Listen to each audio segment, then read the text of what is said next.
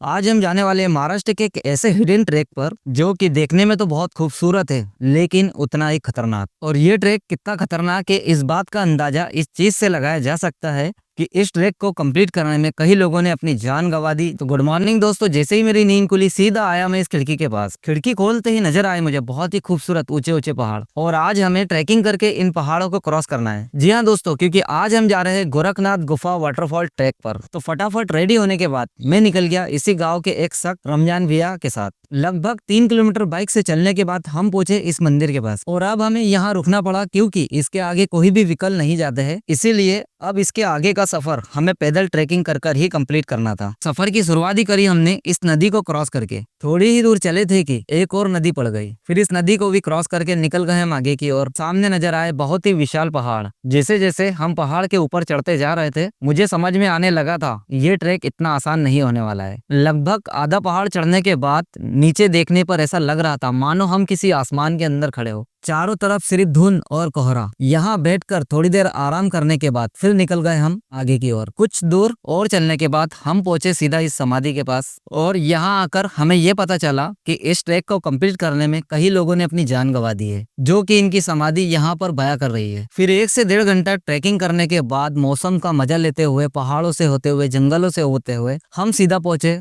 इस खूबसूरत जगह पर, जहाँ के नज़ारे बहुत ही खूबसूरत नजर आ रहे थे। लेकिन फिर निकल गए हम आगे की ओर क्योंकि हमें ये ट्रैक पूरा कंप्लीट करना है। हम हमारी मस्ती मजाक और मौसम का मजा लेते हुए आगे बढ़ते चले जा रहे थे, और थोड़ा ही हम चले थे कि आगे का रास्ता पूरा खत्म हो गया। अब हमें समझ में आ चुका था कि हम रास्ता भटक चुके हैं। चारों तरफ था एक विशाल जंगल, एक साइड में ऊंचे पहाड़ तो दूसरी साइड में गहरी खाई। 1 से 1.5 घंटे की मशक्कत के बाद फाइनली हमें वो रास्ता मिल गया जो कि सीधा हमें गोरखनाथ गुफा और वाटरफॉल तक ले गया। और यहाँ पहुंचते ही हमारे सामने था एक विशाल वाटरफॉल, जहाँ पहुंचते ही मानो हमारी सारी थकान मिट गई हो। इस वाटरफॉल का थोड़ा सा आनंद लेने के बाद हम निकल गए गोरखनाथ गुफा के लिए, और जस्ट वाटरफॉल के बाजू में ही है गोरखनाथ गुफा। और इस गुफा तक पहुंचने के लिए एक सीढ़ी लगी हुई है, लेकिन उस सीढ़ी के ऊपर चढ़ते हुए ऐसा लगता है मानो ये सीढ़ी कभी भी गिर सकती है। फिर भी हम हिम्मत करके ऊपर चढ़े। वहां पहुंचने के बाद हमें पता लगा कि अब हमें और ऊपर जाना है। फिर हम उस सीढ़ियों से भी और ऊपर चढ़े, लेकिन वहां पहुंचने के बाद एक और सीढ़ी दिखी हमें। तो अब हमें समझ में आ चुका था